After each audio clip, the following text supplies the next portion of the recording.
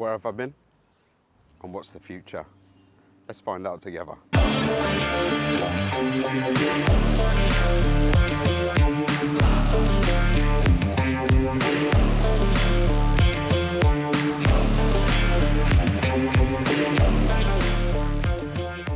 So where have I been for the last 6 months? Well, due to some personal circumstances, I've just had to take some time out. It's not that I didn't want to make content for you guys, it's just it wouldn't have been any good. I wasn't in the right sort of space at the time. I also needed to make some changes in life, and one of those changes that I recently made was I left my employment. So as I sit here now, we're what, 26th of June. Yeah, I'm currently don't have a job at the moment. I just feel that I need a bit of a career change. I've worked in offices the majority of my life, and I just never feel fulfilled with that sort of job and role. So I'm looking at a new career path. But what that also meant was leaving that employment. That employment did come with a vehicle. So at the moment, I'm currently without a vehicle, which is limiting me to be able to get out and go and do adventures. For those of you that don't know, I'm based in the Midlands, so I'm not in the hills and the countryside. So to get out to go and do adventures, I need a form of transport to be able to get out and go and do those adventures. On that note, I am going to be purchasing a new vehicle. I'm actually going to be buying a van. I'm in the market looking for a Fiat Ducato medium wheelbase to convert into a camper, so I can use that as a base. And then from there, I'll be able to go out, do some wild camps and adventures. We can go and travel most of the UK, possibly even Europe. I don't know yet. They're the plans of what I want to do. But if you do know anybody that is currently selling a Fiat Ducato medium wheelbase in good condition with relatively good mileage, drop me a comment below, or alternatively, you can jump over onto my socials, drop me a DM in there or a message in there, and yeah, any help's appreciated. I was trying to find a van in the market at the moment. Prices are absolutely astronomical, and they're just Fiat Ducatos medium wheelbases are just far and few between. So that's the plans anyway. As I said, I've not been around for 6 months. Just personal circumstances, changes in life that needed to be made. So I'm back out. I'm here. Going to start bringing you guys some more regular content. I've got a number of reviews to do. Through coming up to the winter months, I was going to be doing some winter wild camps. So I had purchased quite a bit of winter gear, which have been testing. Although I've not been doing wild camps and adventures, I have been away on holiday. Recently went away to Bournemouth, which I stayed in this tent for a week. And it also gave me an opportunity to test out some of the gear that I purchased for the more winter months, like an insulated air mat, just to see how they function and what sort of difference it makes. So I'll be doing some reviews on those, which I'll bring to you guys, give you my opinions after I've been testing out some stuff. What's the future? Obviously, the future for the channel is I'm back now. I'm going to start creating more content for you guys. As I said, it will be a little bit limited at the moment, just due to the fact that I'm lacking in transport to be able to get out and go and do the adventures. But I've got quite a few products that need reviewing. One of those being is a modification that I did to this tent, which is the OEX Jackal 2. You'll know from previous video that I did a review on this tent, and there was a sort of a negative that I wasn't too happy with this tent. What I'll do is I'll roll that clip now from the review that I did on the OEX, just to give you a refresh of what it was that I wasn't happy with. So have a look at this. What I found that if you have this pegged out like this, so have it pegged out straight as air ventilation, the wind goes straight underneath this door and pulls this Velcro off every time. So what I tend to do is I tend to have this guide roped as low down as possible, so that none of the wind can get underneath the front of that door and just keep pulling the Velcro off. Otherwise you're out, you spend most of your time in and out trying to Velcro the front of the tent back up. So yeah, as you can see from the video, the door, the top door, because it opens from top down or bottom up, and it's only Velcroed by 3 pieces of Velcro at the top. When you have, I'll put the flap back at the moment so you guys can see when I do a close-up shortly, so you can see what the modification is that I've done. But when you have the flap down, pegged out, the wind drives straight underneath, pulls the Velcro off, and you'll be forever up and down trying to Velcro it back up, or you just, in the end, have enough of it, leave it, and it just flaps around all night.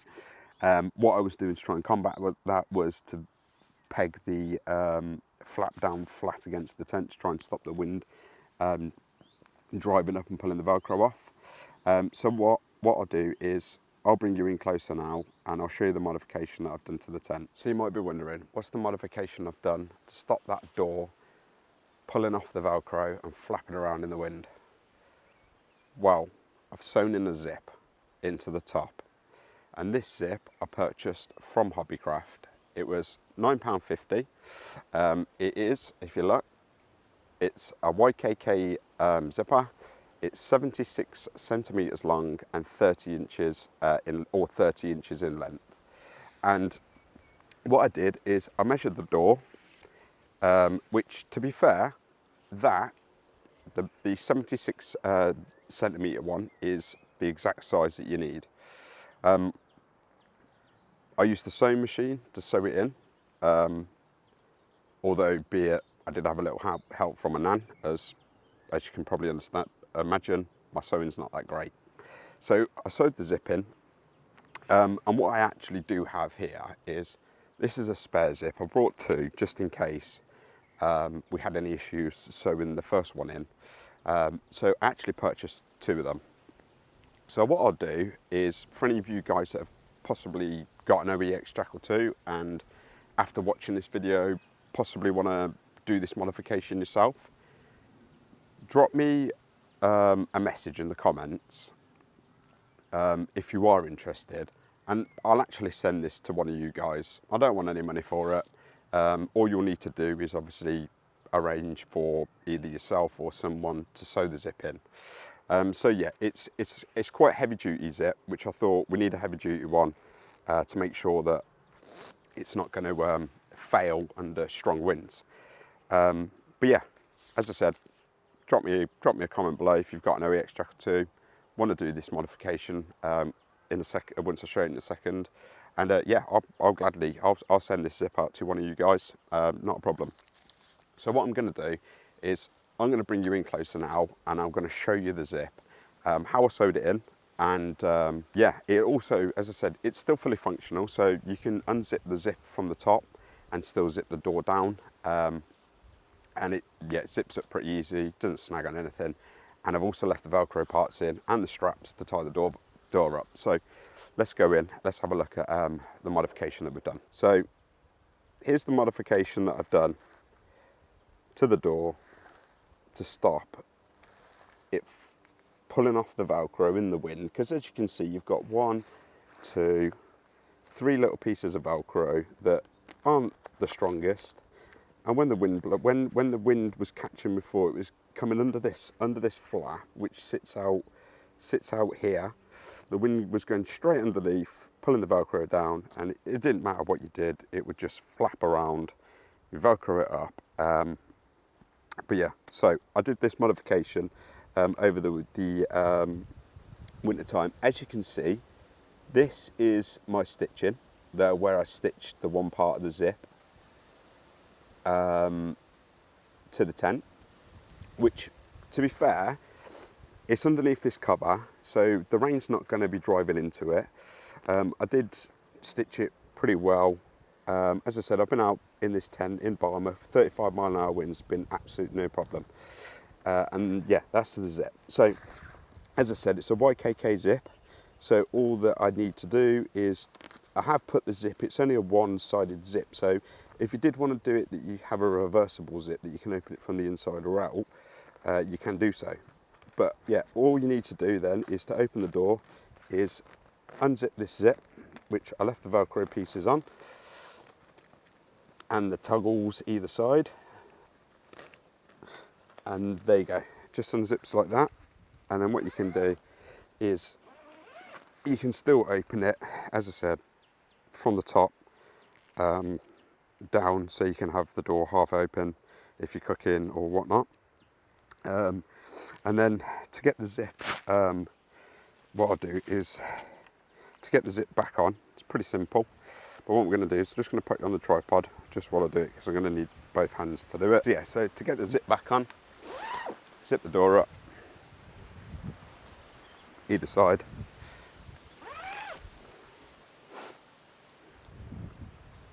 You got the zip here, and all we do is, as I said, I left the toggles as I sewed it, so that one side of the toggle, the zip overlaps it, but the one side of the toggle stays inside and the other one stays outside, so you can still roll the door up from the bottom and secure it up. So all we do is get your zip, pop it back in,